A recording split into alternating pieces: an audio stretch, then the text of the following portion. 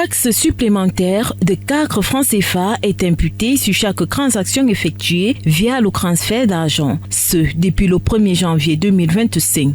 Une situation qui embarrasse les consommateurs camerounais. Auparavant, pour qu'on était habitué peut-être à payer moins que ça, si par exemple on faisait un transfert de 5 000 ou de 10 000 francs et payer 100 francs et que 4 francs s'ajoutent, ça devient un peu plus embarrassant.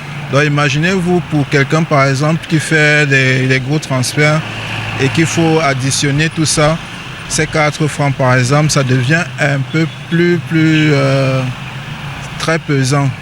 Mais quant à ce qui concerne le recours avec les banques ou les microfinances, je dirais que recourir aussi aux microfinances peut aussi être une solution. Pour certains, cette majoration est l'occasion de faire recours aux anciennes méthodes de transfert et de retrait d'argent. Pour d'autres, par contre, pour des raisons de célérité et d'efficience, préfèrent des transactions électroniques, ce malgré cette augmentation. Nous sommes habitués aux nouvelles compagnies et on va continuer avec les nouvelles, l'habitude étant une seconde nature. Surtout qu'on n'était pas satisfait de ces premières compagnies-là. Donc, on les a quittés sans regret, on continue seulement, on va seulement avancer et on n'a même pas envie de rentrer.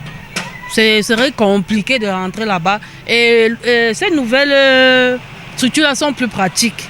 Ça c'est facile, ça se passe dans le téléphone. Alors les autres, il faut aller, il faut écrire, il faut remplir un papier. C'est trop compliqué, à la limite même c'est archaïque. Je vais continuer avec ces opérateurs parce que moi je trouve que c'est plus facile.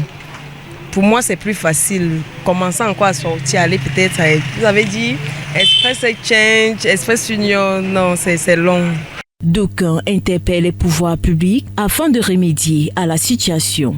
C'est le même système, que ce soit MTN, Orange,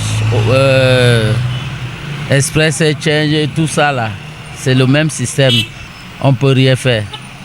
On est obligé de supporter, mais contrairement, l'État peut faire quelque chose. C'est tout ce que nous attendons. Bon. Rappelons que cette augmentation ne relève pas des opérateurs de téléphonie mobile, mais plutôt de la majoration de la taxe sur le transfert d'argent contenue dans la loi des finances 2025.